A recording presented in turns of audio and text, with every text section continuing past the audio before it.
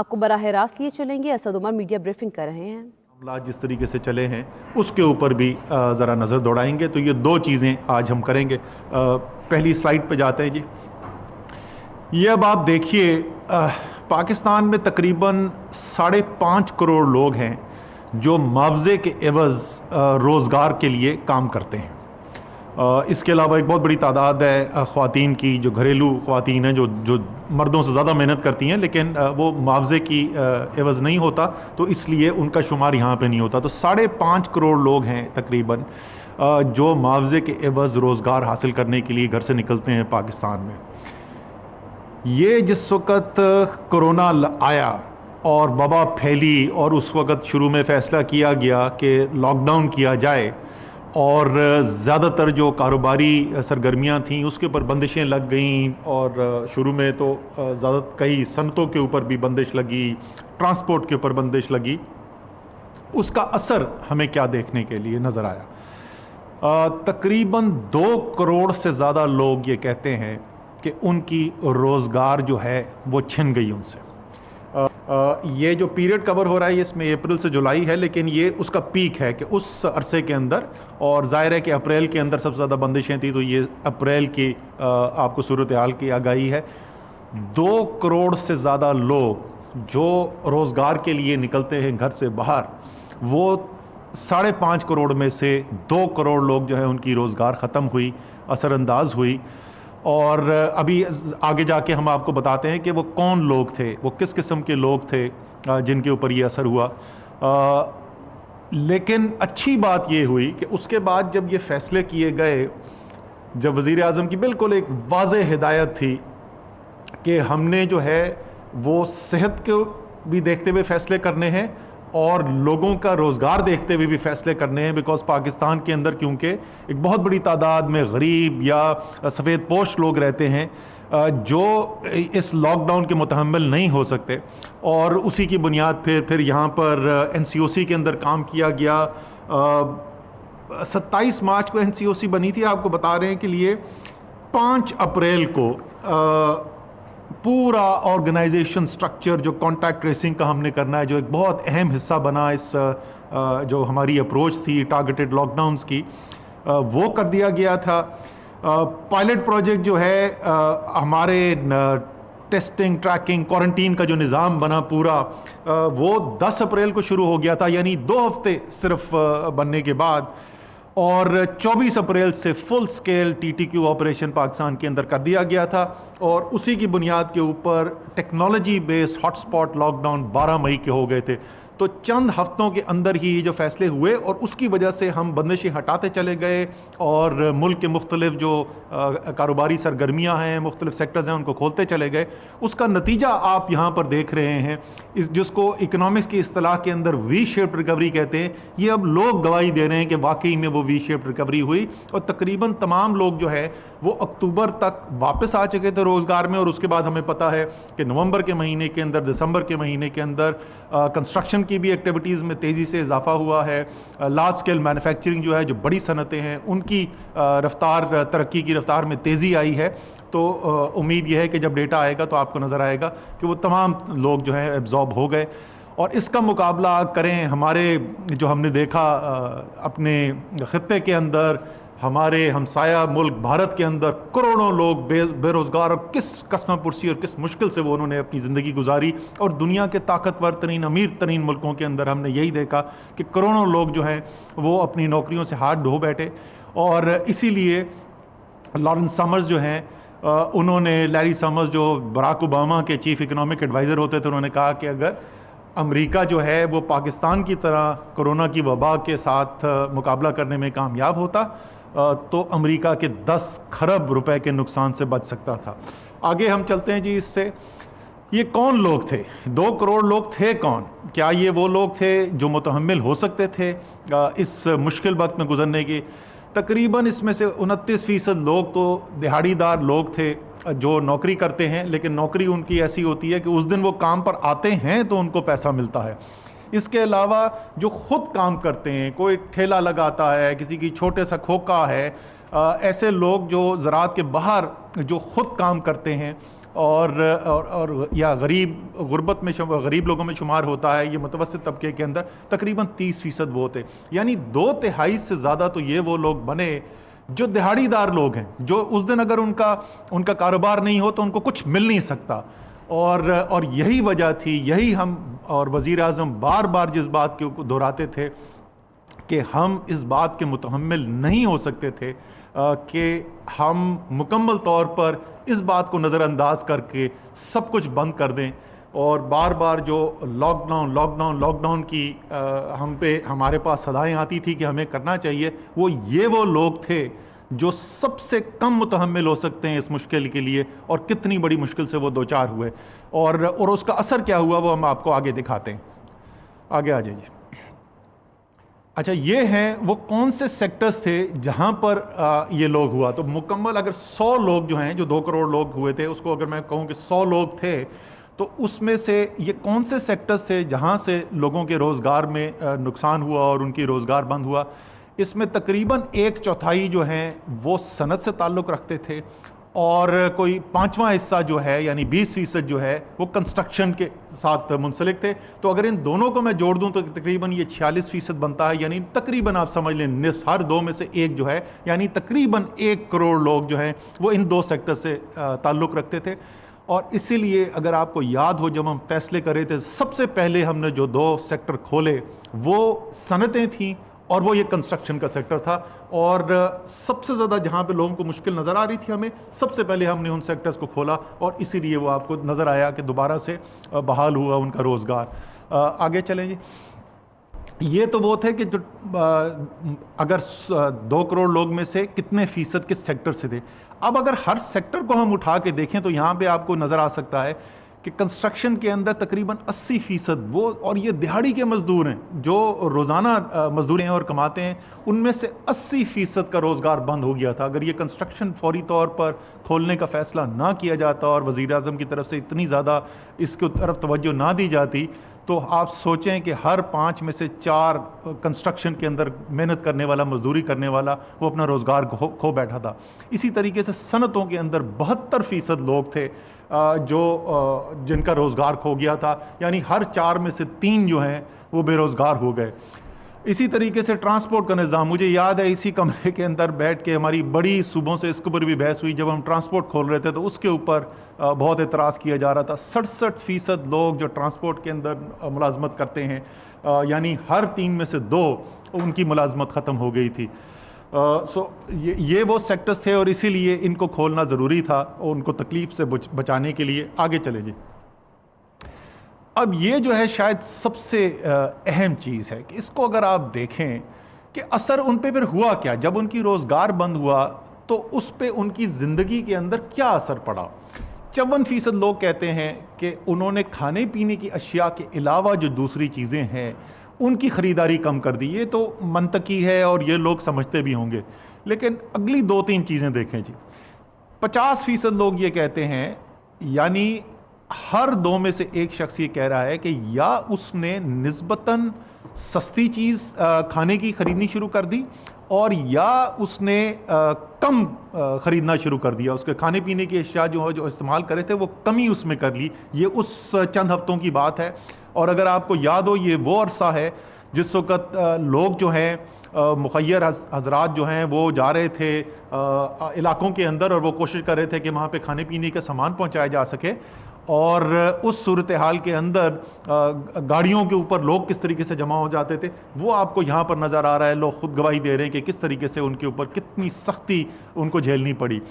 پھر ایک اور چیز آپ میں سے چند لوگوں کو شاید یاد ہو، میں بار بار جب ان فیصلوں کی بات کرتا تھا تو میں یہ کہتا تھا کہ یہ جو کہتے ہیں کہ بھوک سے مرتا کوئی نہیں ہے پاکستان میں، تو وہ شاید بھوک سے تو نہیں مر رہا، لیکن وہ اپنا گزارا کرنے کے لیے اپنی ساری زندگی کی جمع پونجی استعمال کر رہا ہے۔ وہ اگر اپنی بیٹی کے جہیز کے لیے پیسے بچا رہا تھا تو اب وہ اس پیسے کو بچانے کے بجائے، اس جہیز کے پیسے کو بچانے کے بجائے وہ اب زندگی اپنے سروائیو کرنے کے لیے، گزارا کرنے کے لیے اس کو استعمال کرنا پڑ رہا ہے۔ اگر وہ کسی چھوٹا کاروبار لگانا تھا، کوئی ٹھیلا اس نے لگانا تھا یا چھوٹا کھوکا کھولنا تھا، وہ اس کے لیے پیسے بچا رہا تھا، اس کو اس وقت یہ پیسے جو ہیں اگر اس کا روزگار بند ہو گیا اس کو استعمال کرنے پڑیں گے. اور یہاں پہ آپ کو وہی نظر آ رہا ہے کہ 47% لوگ ہیں ان میں سے جنہوں نے یہ کہا کہ ان کو اپنی جمع پونجی جو ہے وہ یا استعمال کرنی پڑی یا چھوٹا موٹا ان کے پاس اگر کوئی اثاثہ تھا, کوئی موٹر سائیکل تھی, کوئی اور چیز چھوٹی تھی تو اس کو ان کو بیچنا پڑ گیا. 30% لوگوں نے اپنے رشتہ داروں اور دوستوں سے قرضہ لے کر گزارا کیا. یہ آپ کو بتاتا ہے کہ کتنی تکلیف کے اندر یہ لوگ تھے, اور اگر بر وقت فیصلے نہ کیے جاتے تو ان کے ساتھ کتنی آگے مشکلات میں اضافہ ہو سکتا تھا. اور میرے خیال میں یہ خوش قسمتی تھی پاکستان کی کہ پاکستان کے وزیر اعظم نے پہلے دن سے, جس دن پہلی ہماری میٹنگ ہوئی اس دن سے انہوں نے ہمیں کہا کہ بالکل جس وقت ساری دنیا میں کوئی بات ہی نہیں کرتا تھا, صرف ساری دنیا میں بات یہ ہوتی تھی کہ کس طریقے سے ہم نے سارا لاک ڈاؤن کر دینا ہے, کس طریقے سے سارے ہیلتھ کے نظام کی طرف توجہ دینی ہے. انہوں نے کہا کہ نہیں, آپ کی ذمہ داری ایک نہیں 2 چیزیں ہیں. آپ نے لوگوں کی جان کی بھی حفاظت کے لیے کام کرنا ہے اور آپ نے لوگوں کے روزگار بحال کرنے کے لیے بھی کام کرنا ہے. اور اسی لیے پورا جیسے میں نے بتایا فوری طور پہ کس طریقے سے فیصلے کیے گئے, کس طریقے سے پورا نظام بنایا گیا, اور الحمدللہ اس کا نتیجہ یہ نکلا کہ چاہے وہ ورلڈ ہیلتھ آرگنائزیشن ہو, وہ ورلڈ اکنامک فورم ہو, چاہے وہ بل گیٹس ہوں, چاہے وہ یونائٹڈ نیشنز جنرل اسمبلی کے صدر ہوں, تمام لوگوں نے, دنیا نے تعریف کی پاکستان کی, اور پاکستان کی قوم نے پورا مل کے جس طریقے سے پھر اس وبا کے پھیلاؤ کو روکنے کے لیے ذمہ داری سے اپنے فیصلے کیے, اس کا نتیجہ بھی ہمیں دیکھنے کو ملا. اب دوسرے حصے کی طرف چلتے ہیں. میں دوبارہ, کیونکہ کچھ لوگ وہ جیسے وبا کے ساتھ زندگی گزارتے ہوئے لوگوں کو عادت ہو گئی ہے تو اب لوگ بھولنا شروع ہو گئے ہیں, اور کچھ ایسی دماغ میں آتا جا رہا ہے کہ ہم جو مرضی کریں اس سے فرق کوئی نہیں پڑتا. آج کل اگر آپ دیکھیں اس وقت برطانیہ, امریکہ, ایسے ملکوں کے اندر کیا ہو رہا ہے, وہاں پر جتنی آج کیسز ہو رہے ہیں, جتنے آج ہم بات ہو رہے ہیں, وہ پورے 2020 میں کسی وقت میں نہیں ہوئے. جو پہلی لہر تھی اس سے کہیں زیادہ اس وقت ہم بات ہو رہی ہیں ان ممالک کے اندر. تو یہ دکھاتا ہے کہ جب آپ صحیح فیصلے نہ کر سکیں اور صحیح طریقے سے قابو نہ پا سکیں, کس طریقے سے یہ وبا واپس آ کر آپ کو نقصان پہنچا سکتی ہے. تو اب ذرا آگے چلیں. میں آپ کو دکھانا چاہتا ہوں کہ جب دوسری وبا پھیلنی شروع ہوئی, ہم نے اکتوبر کے شروع میں پہلی دفعہ یہ وارننگ دینی شروع کی تھی کہ دوسری لہر آ سکتی ہے, اور جس طریقے سے ہمیں نظر آ رہا تھا کہ لوگوں نے احتیاطی تدابیر کم کرنی شروع کر دی ہیں, اس کے نتیجہ کیا آ سکتا ہے. اور نومبر کے آخری ہفتے میں جب بہت زیادہ ہمیں تیزی ہوتی ہوئی نظر آئی تو ہم نے یہ فیصلہ کیا کہ ہم جو سب سے زیادہ ہمارا تجزیہ بتا رہا تھا کہ وہ جو ایریاز, جو سیکٹرز, وہ ایکٹیویٹیز جن کی وجہ سے سب سے زیادہ وبا میں پھیلاؤ میں مدد ہو رہی ہے, یعنی ریسٹورانٹ, انڈور جو ہیں, کلوز ڈور ریسٹورانٹ جو تھے, شادیاں اندر بند شادیاں جو ہیں وہ, اور تعلیم کا نظام جو کیونکہ 5 کروڑ بچوں سے زیادہ اس کے اندر منسلک ہے. ہم ان 3 چیزوں کے اس وقت فیصلے کیے. یہ آخری ہفتہ ہے نومبر کا جس وقت ہم یہ فیصلہ کرتے ہیں. جب وبا کا سیکوینس کیا ہوتا ہے جی, سب سے پہلے آپ کو کرونا لگے گا, جیسے میں اس سے گزرا ہوں پچھلے مہینے, ان میں سے چند لوگ جو ہیں ان کی صحت خراب ہوگی اور وہ ہسپتال جائیں گے. ہسپتال جو پائیں گے ان میں سے چند کی صحت زیادہ خراب ہوگی اور وہ آکسیجن کے اوپر یا الٹیمیٹلی وینٹیلیٹر کے اوپر چلے جائیں گے, اور بدقسمتی سے چند ان میں سے جو ہوں گے وہ پھر اللہ تعالیٰ کو پیارے ہو جائیں گے اور وہ واپس صحتیاب نہیں ہو سکیں گے. تو یہ سیکوینس ہوتا ہے, پہلے وبا لگتی ہے, پھر ہسپتال, پھر آکسیجن, اور پھر اس کے بعد اموات. اب آپ یہ دیکھیے ہسپتالوں میں روزانہ پاکستان میں, تمام پاکستان میں, اور آپ کو پتہ ہے یہ بھی ایک بڑا مربوط نظام پہلی دفعہ پاکستان کے اندر ایمرجنسی میں ہم نے بنایا تھا. 700 سے زیادہ ہسپتال منسلک ہیں اس کے اندر پورے پاکستان میں, اور سارا دن اس کا روزانہ ڈیٹا اپڈیٹ ہوتا ہے کہ روزانہ جو ہسپتالوں میں نئے مریض کرونا کی وجہ سے آ رہے تھے, اس میں سب سے زیادہ دوسری لہر کے اندر جو ہم نے مریض دیکھے وہ دسمبر کے پہلے ہفتے میں, 30 نومبر کو جو ہفتہ شروع ہوتا ہے اس ہفتے کے اندر ہم نے دیکھا, یعنی دسمبر کا नवंबर के आखिरी हफ्ते में हम ये फैसला देखते हैं। दिसंबर के पहले हफ्ते के अंदर आप देख रहे हैं कि जो हस्पतालों में कोरोना के मरीज़ आ रहे हैं उनकी सबसे ज़्यादा तादाद होती है और उसके बाद आहिस्ता आहिस्ता कम होती जाती है, क्योंकि जो आपने फैसले किए थे जो दिसंबर के पहले हफ्ते के अंदर जो सबसे ज़्यादा हाई रिस्क सेक्टर थे उनको बंद किया गया, तो उसकी वजह से वबाओं के फैलाव के अंदर कमी नज़र आ रही है और हस्पतालों में लोग आहिस्ता आहिस्ता कम जाना शुरू हो रहे हैं। अगले उसके ऊपर आइए जी। उसके बाद जैसे मैंने कहा कि जब अस्पताल में जाते हैं उसमें से चंद लोग जो हैं वो उनकी सेहत ज़्यादा ख़राब होती है और उनको ऑक्सीजन पे डालना पड़ता है और अल्टीमेटली उनको शायद वेंटिलेटर पे भी जाने की ज़रूरत पड़ती है। तो दिसंबर के पहले हफ्ते में हस्पतालों में जो मरीज़ आ रहे थे उनकी तादाद पीक की और कम होना शुरू हो गई। उससे एक हफ्ते बाद, ये वही एक हफ्ते का पीरियड है जिसमें मैंने कहा कि तबीयत ज़्यादा ख़राब होती है तो फिर ज़रूरत पड़ती है। दिसंबर के दूसरे हफ्ते में यानी 7 दिसंबर को जो शुरू हुआ हफ्ता, उसमें सबसे ज़्यादा लोग पाकिस्तान में कोरोना के मरीज़ ऑक्सीजन के ऊपर दूसरी लहर के अंदर पाए गए और 2511 औसतन मरीज़ थे उस हफ्ते के अंदर, और उसमें से वेंटिलेटर के 353 मरीज़ थे, जो सबसे ज़्यादा मरीज़ उस दिन उस हफ्ते के अंदर औसतन वेंटिलेटर के ऊपर थे। और उसके बाद अगले हफ्ते से उसके अंदर आपको कमी आती नज़र आ रही है और वो पिछले हफ्ते के अंदर ये औसत जो है वो 2511 से कम होकर 2255 पे आ गई। इससे आगे चलते हैं जी, और ये है अम्बात। दूसरी लहर के अंदर दोबारा मैं दोहराऊंगा, नवंबर के आखिरी हफ्ते में हम फैसले करते हैं बंदिशों के। दिसंबर के पहले हफ्ते में आप देख रहे हैं कि मरीज़ों की जो आमद है हस्पताल में कोरोना की वजह से वो पीक करती है और उसके बाद उसमें कमी आनी शुरू हो जाती है। दूसरे हफ्ते में ऑक्सीजन पीक करती है, फिर उसमें कमी आनी शुरू करती है, और तीसरे हफ्ते के अंदर आप देखते हैं कि आपकी जो अम्बात हो रही हैं कोरोना की वजह से वो पीक करती हैं और उसके बाद उसके अंदर आपको कमी आनी शुरू हो जाती है।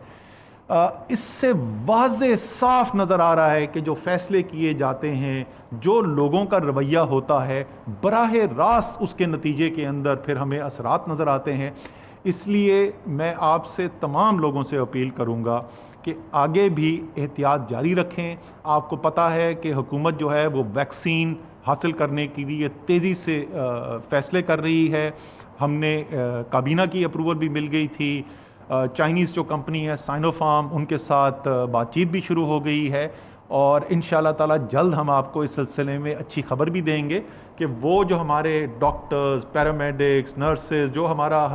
हॉस्पिटल का सेहत के निज़ाम का अमला है जो डील करता है कोरोना के मरीज़ों के साथ, उनके लिए कम से कम जो है वो जल्द से जल्द वैक्सीन आ जाएंगी और उसके बाद तेज़ी से आप देखेंगे दूसरों के लिए भी। लेकिन ये सब कुछ होने में टाइम लगेगा और यही वजह है कि आज भी यूरोप हो या अमेरिका हो, वहाँ पे बेतहाशा बंदिशें लगी हुई हैं। जिनके पास अरबों डॉलर हैं वैक्सीन खरीदने के लिए, वो भी अभी तक एहतियात कर रहे हैं और उसकी बावजूद मुश्किलात में हैं। तो आप सबसे ये अपील है